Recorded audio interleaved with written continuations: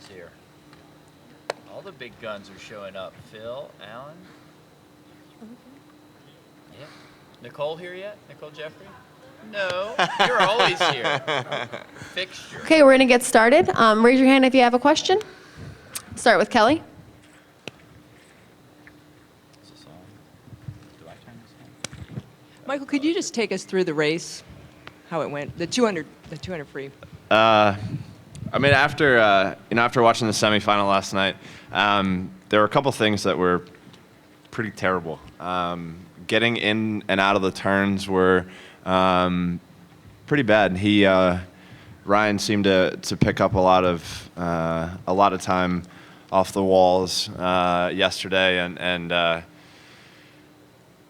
thought we were taking it out faster, but clearly we were still out fairly slow tonight. And it was a pretty slow 200. So, I just wanted to try to step on it and try to nail a finish, but also try to build speed going in and coming out of my walls. And they were a little better, but still not where they should be.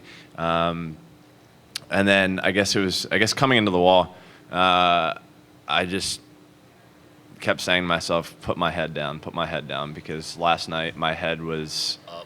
looking at the scoreboard about 5 meters out from the wall. So I definitely wanted to correct that tonight. Okay. We're going to go with the question right there, and then we'll go Bill. Michael, I'm from Germany. One of your big opponents in London on the 200 free is going to be Paul Biedermann. What do you expect from him? I mean, like I said, I was pretty upset with the time. It was pretty slow. I think I swam faster than that earlier in the year. I think Keenan. Same.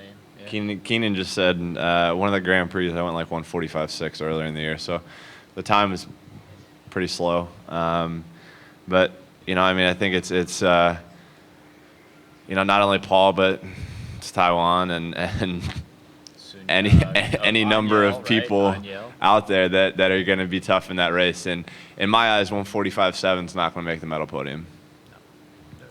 Bill? Ryan has said, as you're well aware, many times, this is my time, this is our time. I know top two get you to the Olympics either way, but how important was it for you, if at all, to win one and just remind everybody it's also your time? You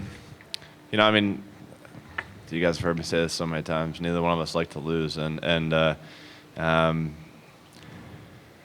think the biggest thing is you never say never, because anything can happen at any given day. We're gonna have a lot of races like that over the next couple weeks, and probably a couple more this week. That's just how it seems to shake out whenever we're in the water, and I think one of the things that I always do is I race as hard as I can in the pool. I race from start to finish of a race and never let up. Hey, Karen? Michael, Ricky Barons was probably the closest thing to a pure sprinter in that field tonight. Would it have benefited you to have, for lack of a better word, a rabbit out there to set a pace? Or can you just talk about the makeup of that final field? I think when I do think of a 200 free, I think back to the Olympics in 2008. I'd like to try and set the pace as much as I can. Ryan said to me up on the award, I don't know what you call that, whatever that thing is. Floor. He said, I guess we're going to have to take it out a lot faster. So we both kind of knew that we were out fairly slow. And I find it that when we're next to each other, we kind of like play like cat and mouse. Like, Right. We don't just sort of jump out after it. I guess like we have in the past, we kind of see what each other does and kind of play it out by feel the first couple laps, and then when it comes down to it, we just put every ounce of energy into the last 50 that we can and need to. Okay, we'll do two more questions, one there and then one from Pat. Scott Motice with Athletes in Action. Going off topic from tonight a little bit, working myself with college athletes for years, you two have a very unique relationship. A lot of college athletes have a mediocre to negative relationship with their coach often, and the good relationships are few. Can you comment on your relationship and what advice you might give to other athletes in coaching athlete relationships? You're going to start with that? We have a great relationship. Obviously we have our days on and off where, we can both kind of get at each other. But, I think the biggest thing is we're both very, very passionate people, and that's why we've worked so well together over the last couple, a long time. Jeez. Decades. We both love what we do, and we want to be the best that we can. And, I trust him, and when I was 11 years old, I trusted him.